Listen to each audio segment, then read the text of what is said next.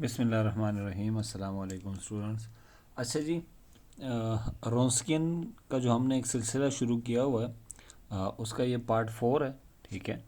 और इसमें हम ये पढ़ेंगे कि लीनियरली इंडिपेंडेंट वेक्टर्स हों तो ये कैसे चेक किया जाता है कि वेक्टर लीनियरली डिपेंडेंट है या इंडिपेंडेंट है। और हम यूज़ करेंगे कॉन्सेप्ट किसका, रोंस्कियन का। ठीक है। तो आइडिया क्या है?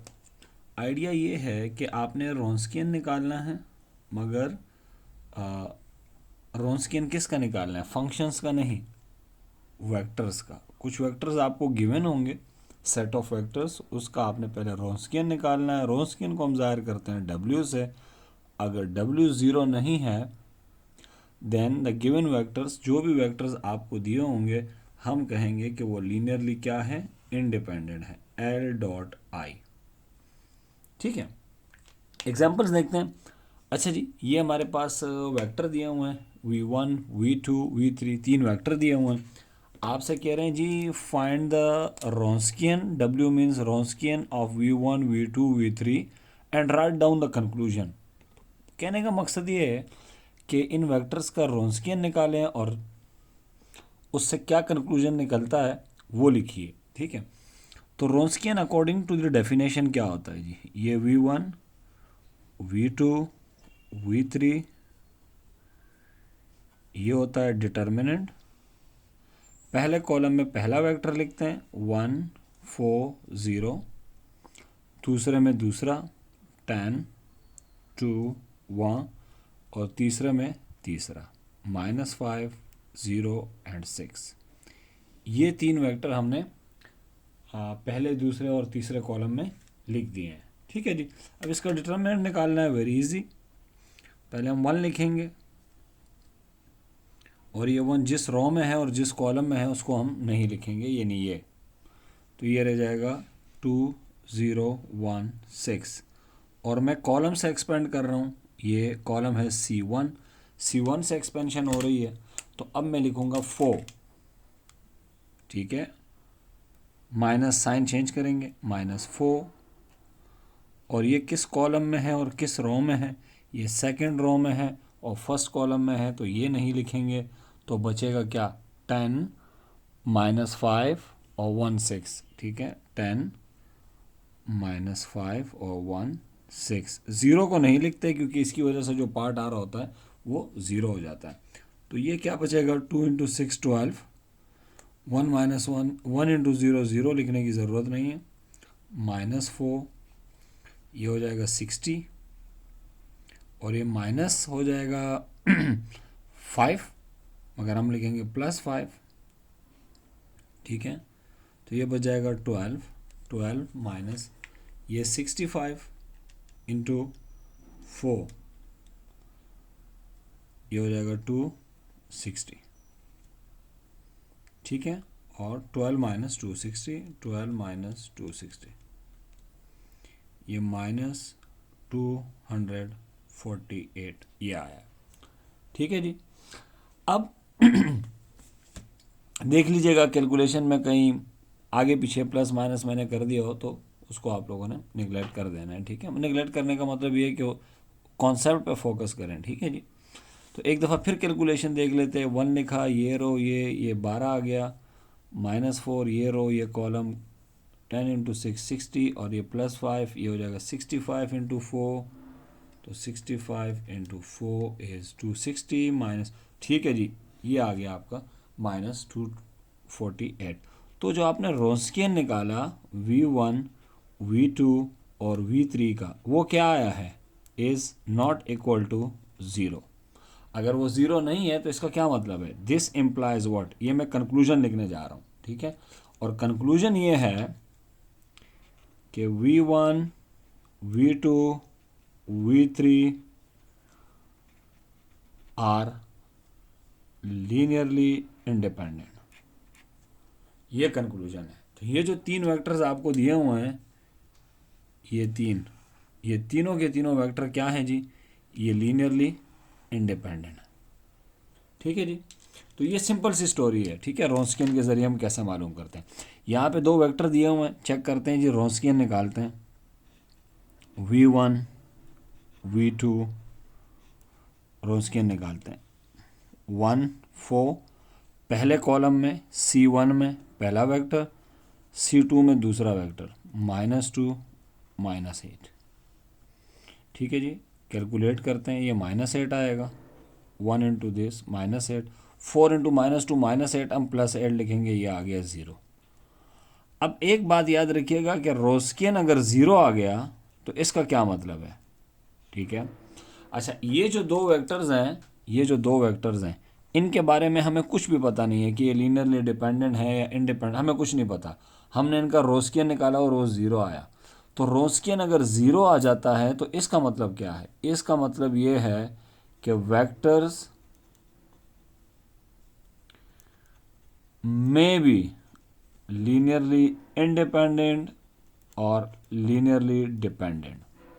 सर इसका क्या मतलब है, इसका मतलब ये है कि अगर वेक्टर्स का आपने रोंस्कियन निकाला और वो 0 आ गया तो इससे हमें कुछ भी नतीजा नहीं मिलता, यानी हमें इससे कुछ भी इंफॉर्मेशन नहीं मिलती अबाउट द वेक्टर्स अगर ये 0 आ गया। ठीक है, तो ये याद रखिए, अगर नॉन ज़ीरो है तो वेक्टर लीनियरली इंडिपेंडेंट है, और अगर 0 आ गया तो लीनियरली इंडिपेंडेंट भी हो सकता है और डिपेंडेंट भी हो सकता है। ठीक है जी, ये तो आपके पास हो गए 2 एग्जाम्पल। तीसरे एग्जाम्पल की तरफ आते हैं, फिर मैं आपको कंक्लूजन की तरफ लेके जाऊंगा कि असल में पूरे लेक्चर का मकसद क्या है।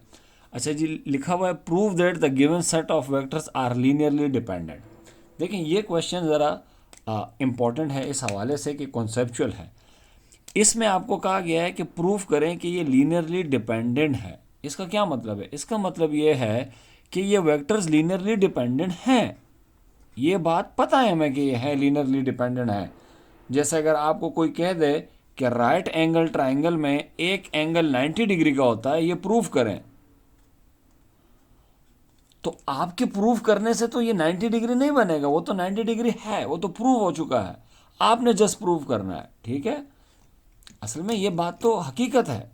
ठीक है, कि अगर ये एंगल अल्फ़ा है, ये बीटा है, तो ये 90 डिग्री होगा अगर राइट एंगल ट्राइंगल है। तो ये बात तो ऑलरेडी इस्टेब्लिश हो चुकी है, ये फैक्ट ऑलरेडी इस्टेब्लिश हो चुका है, सबको पता है। लेकिन अगर प्रूफ करना है तो कैसे करेंगे।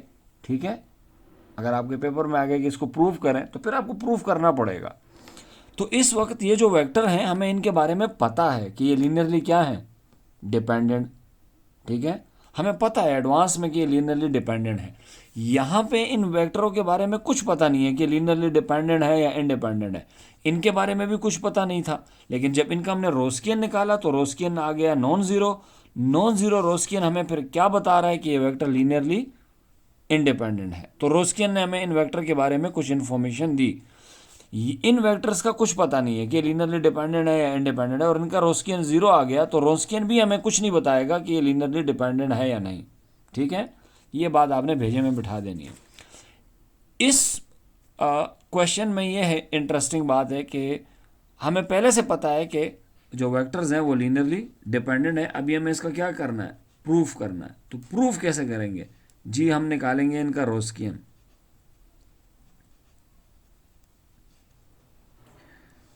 ये आएगा जी 4 1 -2, पहले कॉलम में पहला वेक्टर, दूसरे कॉलम में दूसरा वेक्टर, तीसरे कॉलम में तीसरा वेक्टर। ठीक है, ऐसे लिख दें आप। इसको करें जी एक्सपेंड, रो 1 को यूज़ करके हम इसको एक्सपेंड करेंगे। कैसे एक्सपेंड करेंगे, 4 ये जिस रो में है, जिस कॉलम में, उसे नहीं लिखते हैं, डिटर्मिनेंट में है। आपको अच्छा होना चाहिए अगर आपको मालूम, अगर आपको रोंस्कियन निकालना है। ठीक है, बेसिक चीज़ें उम्मीद है सबको आती होगी। ये 1 -2 1 +1 दिस 1 0 -2 1। कैलकुलेट करें जी इसे, 4 ये आएगा 2 + 3 1 इंटू 1 1, ये -4 +4 हम लिखेंगे -4 प्लस 1 इंटू 1 1 और ये 0। ठीक है जी, ये क्या आ जाएगा जी, 4 इंटू 2 8 प्लस, अच्छा ये 1 -4 -3 और ये मल्टीप्लाई हो गया, हो जाएगा माइनस का 9 और ये +1। तो 8 + 1 इज़ 9, 9 - 9, तो रोंस्कियन क्या आ गया, 0। अब ये जो रोंस्कियन ज़ीरो आया ना, ये ज़ीरो हमें क्या बताएगा?